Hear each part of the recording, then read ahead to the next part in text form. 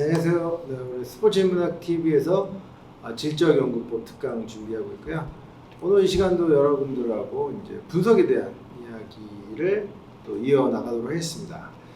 첫 번째 이야기로 여러분 지금 보시고 있는 이 전사본. 전사본이라는 것은 무엇이냐면, 우리가 이제 그 인터뷰를 하게 되면 그 인터뷰한 것을 다 타입을 치게 되죠. 그래서 여러분들 요즘은 이제 휴대폰으로도 많이 이제 녹음하실 수가 있습니다.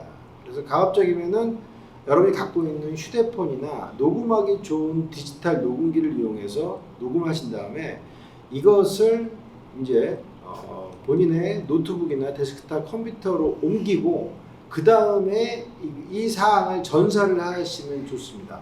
요즘 이제 프로그램이 좋아져서 이러한 그 녹음된 것도 일종의 전사되는 그런 프로그램도 이제 나오고 있는데요.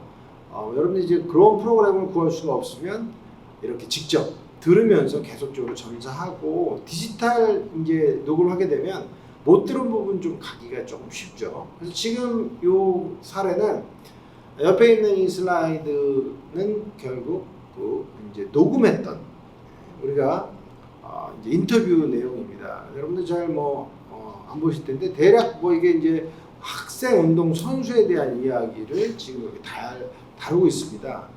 근데 이제 이런 것들을 갖고 여러분들이 전사한 후에 개념어라는 것을 끄집어내야 된다고 그랬죠. 개념어입니다. 중요한 단어가. 그래서 이 개념어를 끄집어내는데 개념어라는 것은 핵심이 되는 단어나 어떤 중요 어귀를 말하는 거예요. 그걸 가급적이면 오른쪽 부분에다가 쭉 적어 놓습니다. 그러니까 A4 용지로 출력한 그 전사지의 오른쪽에는 핵심 어귀를 적어 놓고 그 핵심 어귀들을 잘 정리해서 다시 한번 우리 나오는데 같은 속성끼리 묶는 것, 이것이 분석의 핵심이다 라고 여러분께 좀 말씀드리고 싶습니다. 그래서 개념어를 제대로 빼고 같은 이어끼리 묶어라, 이게 핵심입니다.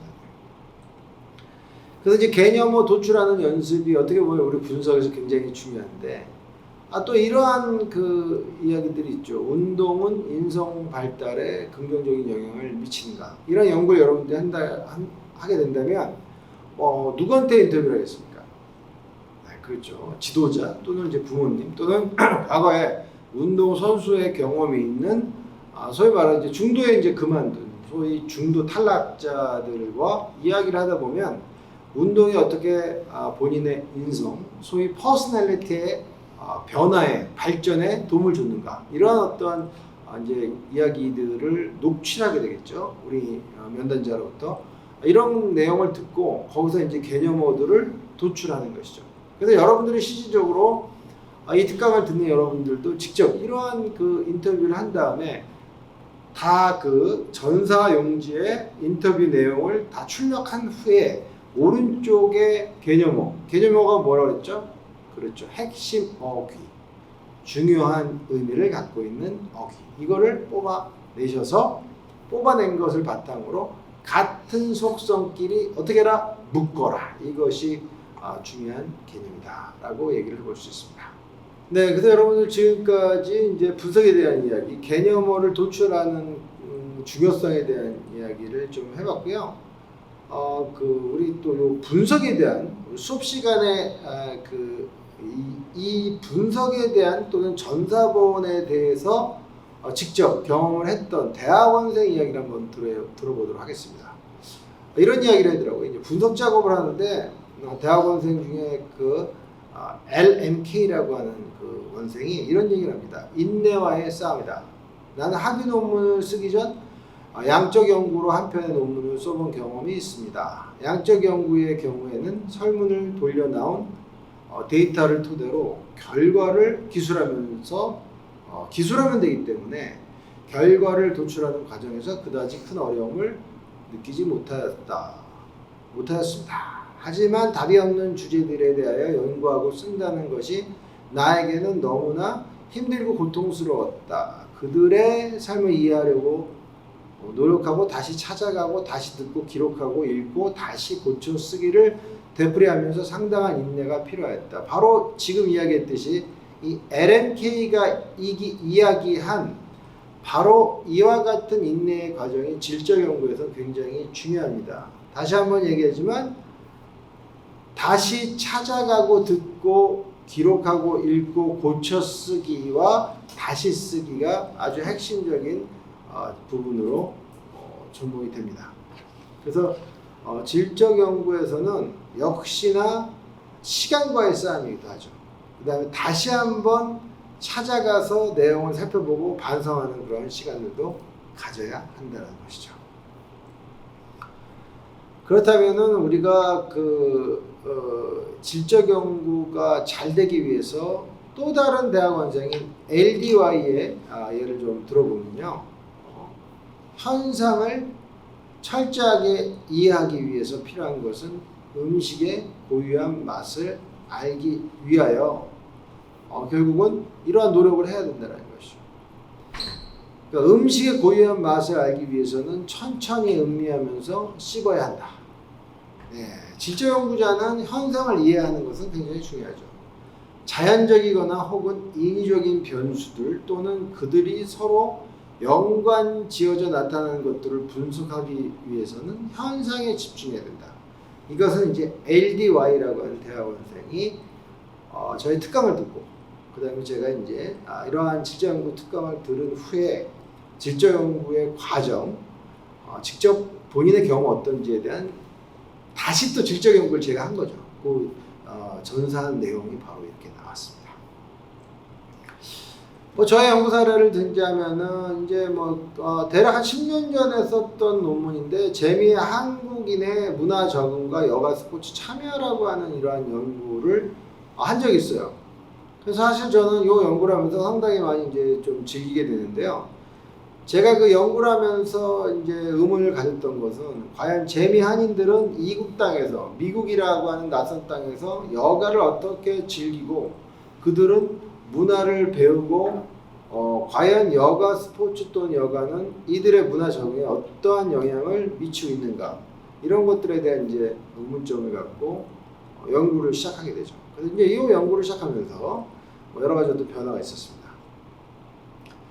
예를 들자면은 이런 거죠. 재미 한인의 여가 스포츠 경험에 이제 문화 적응에 대한 연구를 하려고 직접 이렇게 여러분도 보시다시피 현장 미국에 갔습니다. 특히 이제 로스앤젤레스에 도착을 해서 약 2주 동안 체류하면서 수많은 연구 참여자, 그 다음에 면담자들과 만나면서 그들의 삶 속에 들어가고자 최대한 노력하였죠. 지금 보고 있는 게 제가 이제 돌아다녔던 한인들, 우리 연구 참여자들을 만나기 위해서 돌아다녔던 장소들입니다. 교회도 있고요. 한인타운에 푸드코트도 있고, 그 다음에 식당도 있고, 또 어떤 곳은 이제 미국 대학교, UCLA 대학교의 이제 학생회관도 있었고요. 그런 곳을 다 다니면서 또 병원도 있군요. 네, 그렇게 다니면서 데이터 컬렉션 했습니다. 여기 또 아시다시피 저희 중요 제보자 여기 한 분이 나오시고 계신데요. 굉장히 중요한 키 인포먼트인데요. 그분과도 인터뷰도 하고 다시 또 만나 뵙고 궁금한 것도 말씀도 듣고 이런 시간도 가졌고요. 또 이제 우리 또 연구 참여자와 또 그 지인들과도 또 라포를 형성하기 위해서 또 이제 또 계속적인 만남도 가졌고 또 우리 공동 연구자들과 또 저희가 있는 동안에 인터뷰 끝나고 연구 참여자와의 만남이 끝나고 오후 시간에는 트와일라이트라고 그러죠. 오후 시간에 이제 골프장이 조금 이렇게 저렴하고 좋습니다. 미국은 그때 이제 같이 가서 같이 골프도 하면서 이렇게 진짜 우리도 레저 스포츠를 즐겨봤죠. 미국 땅에서. 그러면서 많은 것들을 미국의 어떤 그 여가 스포츠에 대한 다양한 것들을 직접 우리가 체험하는 그런 시간도 가졌습니다. 네. 제 연구 이렇게 좀 말씀을 드렸고요. 약간 쉬어가는 타임으로 생각해서 좀 이제 말씀을 드렸고요. 질적 연구의 우리 평가라는 부분. 그러니까 이제 우리가 이제 분석이 어느 정도 이제 끝났다고 치면 이제 오늘 조금 얘기하려고 하는 것 중에 일부분이 평가거든요. 그러니까 질적 연구가 잘 됐냐 못 됐냐를 어떻게 결정했느냐. 우리 뭐 1강, 2강 때 많이 이야기했던 좋은 질적 연구란 무엇인가, 이걸 다시 한번 우리가 돌아가는 것이죠. 그러기 위해서 중요한 것은 평가 기준을 많은 학자들이 이야기하는데요. 레인 잉거라는 학자는 이런 얘기를 했어요. 진실성, credibility, 이거는 뭐 오랜 관찰이나 또는 뭐 깊은 관찰, 정보 제공자와 연구자의 여러 가지 어떤 관계성, 이런 것들을 이야기하고요. 두 번째는 확증성, confirmability, 반복적으로 얻을 수 있는 증거의 정도. 한번 얘기하는 것도 내가 논문에서 쓰는 그 데이터는 계속적으로 얻을 수 있는 증거가 있는가, 이런 것이죠. 그다음 이제 문맥 내 의미, meaning in context예요.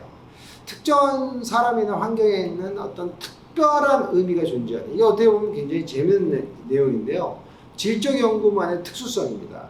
질적 연구만이 갖고 있는 특수성이 오히려 질적 연구를 질적 연구답게 만들어준다. 이것이 핵심적인 것이고요.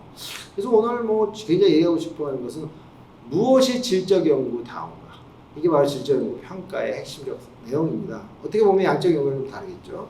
그 다음에 또 나오는 게 재현되는 패턴, recurrent예요. 계속적으로 나온다는 거. recurrent pattern, 이것이 핵심입니다. recurrent patterning이라는 컨셉이에요. 그래서 특정 사건, 경험, 생활 형태가 시간이 지나도 일정의 형태로 바뀌어 나가는 그러한 시스템, 이런 것들이 어떤 형국을 따르고 있는가, 이러한 개념을 제대로 묘사했느냐, 이것도 질적 연구 평가하는 척도가 되고요. 그 다음 포화라는 거, 우리 영어로 saturation이라는 얘기 했죠. 연구자가 자료를 최대한 수집했는가, 이것이 평가에도 굉장히 중요한 핵심 요인이 됩니다. 그 다음 또 한 가지는 전이성이에요. transferability라는 것이죠. 질적 연구 결과가 다른 유사한 상황으로 전이가 가능한가에 대한 문제입니다. 그래서 이런 transferability는 뭐 객관적인 그 연구들, 양적 연구에서도 이런 것도 굉장히 중요하죠. 내 연구 결과가 다른데 충분히 전이가 되느냐 안 되느냐, 이거 굉장히 중요한 또 객관성의 척도를 이야기하고 있지 않습니까? 그러니까 질적 연구도 이러한 것들이 있다. 그래서 여러분들 지금 이야기했던 6가지 정도는 반드시 질적 연구 평가에서 여러분들이 좀 신경을 쓸 필요성이 좀 있다고 생각이 듭니다. 네, 오늘은요, 여러분들 그 전사에 대한 이야기 조금 했고요. 그 다음에 이제 핵심적으로 오늘 다루고자 했던 것은 바로 이 질적 연구의 평가라는 부분이었습니다. 이 평가라는 것을 제대로 맞춰서 여러분들이 연구를 해나가시면 되고, 연구가 다 끝난 다음 내 연구가 좋은 연구냐 나쁜 연구냐의 척도는 바로 지금 얘기한 6가지에 달려있다고 말씀드릴 수 있습니다. 네, 오늘 여러분 질적 연구 평가에 대한 이야기 나눠봤습니다. 고맙습니다.